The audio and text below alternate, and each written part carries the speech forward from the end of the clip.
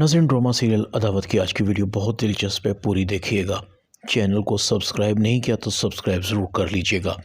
अरशद मारिया को कहता है, अच्छा किया तुमने आ गई, बहुत याद आ रही थी तुम्हारी। अम्मी भी तुम्हारी वजह से काफ़ी परेशान थी। अरशद मारिया को कहता है, बोलो भी सही, हम कब तक इस तरह एक दूसरे से नाराज़ रहेंगे। मैं तुम्हें पहले भी यकीन दिला चुका हूँ, अब भी यकीन दिलाता हूँ।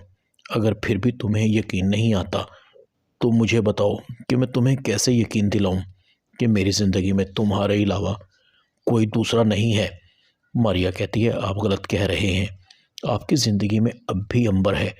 अगर वो ना होती तो मैं आपके पास होती। मैं जब आई तो मुझे अपनी अहमियत का अंदाज़ा हो गया कि आपके दिल में मेरे लिए कोई जगह नहीं है। हम एक कमरे में साथ रहते हुए भी साथ नहीं रहते। अर्शद कहता है, मेरे पास तुम्हारे इन फजूल सवालों का जवाब नहीं। अगर आ ही गई हो तो प्लीज़ लड़ना बंद करो। अब भी तुम गुस्से में हो और मैं इस मौजू पर तुमसे कोई बात नहीं करना चाहता। अर्शद सो जाता है। मारिया देर तक करवटें बदलती रहती है। काश अर्शद, तुम्हें भी मुझसे उतनी ही मोहब्बत होती जितनी मुझे है। मारिया जाग रही थी। अर्शद की आंख खुलती है। तुम अभी तक सोई नहीं? मारिया कहती है, नहीं, जब दिल में वसवसे हों तो नींद कहाँ आती है। अर्शद उठकर बैठ जाता है। मारिया का हाथ पकड़ता है। मेरा कसूर सिर्फ इतना है कि अंबर मेरा माजी है, मैं उससे पीछा नहीं छुड़ा सकता।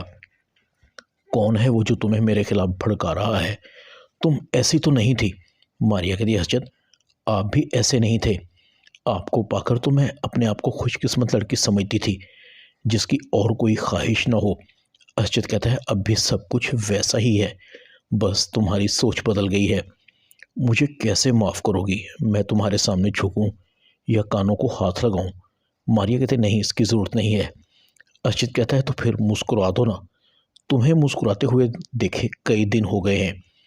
मारिया कहती है, अगर आप ये चाहते हैं कि मैं हमेशा मुस्कुराती रहूं तो आप मेरी बात मान लेना। आपकी मारिया कभी आपको छोड़कर नहीं जाएगी, ना आपसे नाराज़ होगी। अर्शद कहता है, तुम भी मुझ पर एतबार करना शुरू कर दो। अगर रिश्तों पर एतबार ना हो तो रिश्ते किस काम के। मैं तुम्हें बहुत समझदार समझता हूँ। दूसरी तरफ रेहान भी सोचों में गुम है। अरीबा कब से मिल रही है फहाद से? कब से ये खेल इन दोनों के दरमियान चल रहा है? कहीं ये दोनों अब भी एक दूसरे को पसंद तो नहीं करते? अरीबा का रवैया भी कई दिनों से बदला बदला लग रहा है मुझे। फहाद तो बहुत ही गिरा हुआ इंसान निकला, पता नहीं उसका हमने क्या बिगाड़ा है। पहले फहद ने मारिया को तलाक दी और अब फहद मेरी और अरीबा की ज़िंदगी को भी तबाह करना चाहता है। लगता है कि अब वक्त आ गया है, इस फहद के बच्चे को सबक सिखाना पड़ेगा। इधर अरीबा भी कहती है, सब कुछ उलट हो रहा है। रेहान को शक पड़ गया है कि फहद और मेरे दरमियान कुछ चल रहा है। अगर रेहान ने मुझ पर फहद से ताल्लुकात का इल्ज़ाम लगाकर तलाक दे दी तो मैं कहीं की नहीं रहूँगी, मेरी तो ज़िंदगी बर्बाद हो जाएगी। अरीबा को फ़ौरन मारिया की याद आती है। अरीबा ने किस तरह से गलतफहमियां पैदा की थी मारिया और फहद के दरमियान। कहीं ये मुकाफ़ाते अमल तो नहीं जो मैंने फहद और मारिया के साथ किया था, अब वो मेरे साथ होने जा रहा हो। अम्मी अब्बू खाला के सामने मेरी इज़्ज़त 2 टके की हो जाएगी, मैं तो पूरे ख़ानदान में बदनाम हो जाऊंगी। अल्लाह, ये मेरे साथ क्या हो रहा है? मैं किस अज़ाब में फंस गई हूँ? मेरी मदद फरमा। इधर फहद भी सोच रहा है, अरीबा ने रेहान को कैसे मुतमईन किया होगा। वो तो ज़रा ज़रा सी बात पर मरने मारने पर तुल जाता है। अरीबा मैडम की कई दिनों से कॉल भी नहीं आई, ज़रा पता तो करूं आखिर चल क्या रहा है। फहद अरीबा को कॉल करता है। अरीबा कहती है, प्लीज़ फहद, मुझे कॉल करना बंद कर दो, रेहान को हम पर शक हो गया है। फहद कहता है, अजीब आदमी है, जिस शख्स को तुम पर एतबार नहीं उसके साथ कैसे रह रही हो अरीबा? हिम्मत है भाई तुम्हारी। ये तो अरीबा तुम ही थी जिसने रेहान के साथ शादी कर ली, वरना रेहान जैसे मिडिल क्लास एक बच्ची के बाप से कौन सी ऐसी लड़की थी जो शादी करती? वैसे खाला खालू ने तुम्हारे साथ बहुत ज़्यादती की है। अगर तुम चाहो तो मेरा मतलब है कि मैं तुम्हारा साथ देने के लिए तैयार हूँ। अरीबा कहती है, फ़हद, ये तुम कैसी बातें कर रहे हो? फ़हद कहता है, जो शक का बीज रेहान के दिल में जन्म ले चुका है अरीबा, अब उसे कैसे छुटकारा पाओगी? मर्द औरत का नखरा बर्दाश्त कर सकता है, हर गलती सारा खर्चा बर्दाश्त कर सकता है, मगर ये कभी बर्दाश्त नहीं करेगा कि उसकी बीवी किसी और के साथ इन्वॉल्व हो। देख लेना अरीबा, रेहान जल्द या देर तुमसे राहें जुदा कर लेगा। मैं एक दोस्त की हैसियत से तुम्हें समझा रहा हूँ, तुम मेरी बात समझ रही हो ना। अरीबा खामोश रहती है।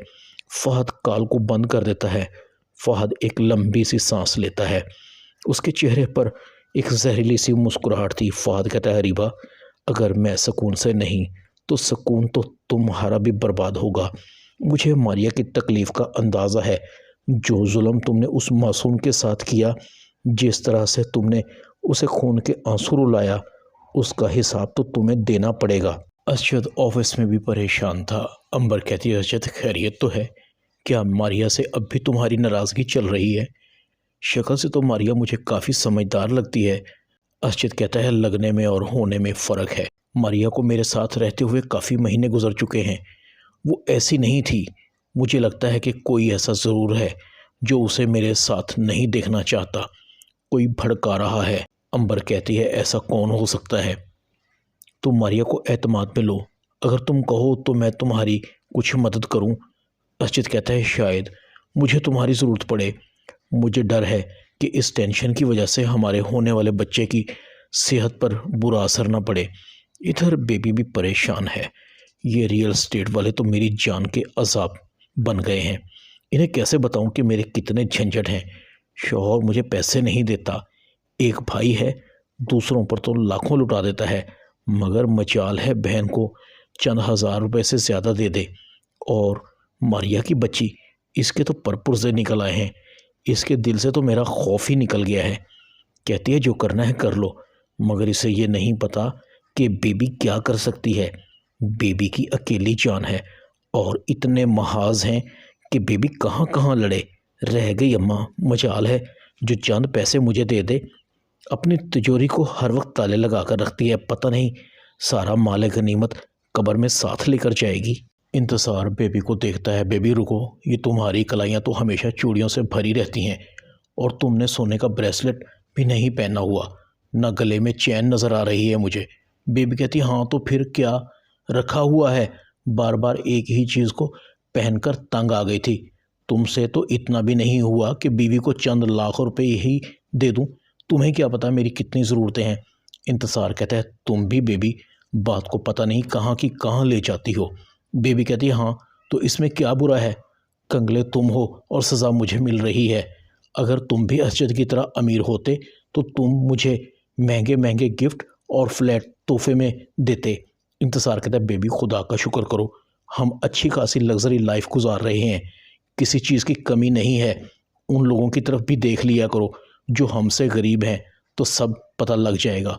ड्रामा अदावत में इतना ही।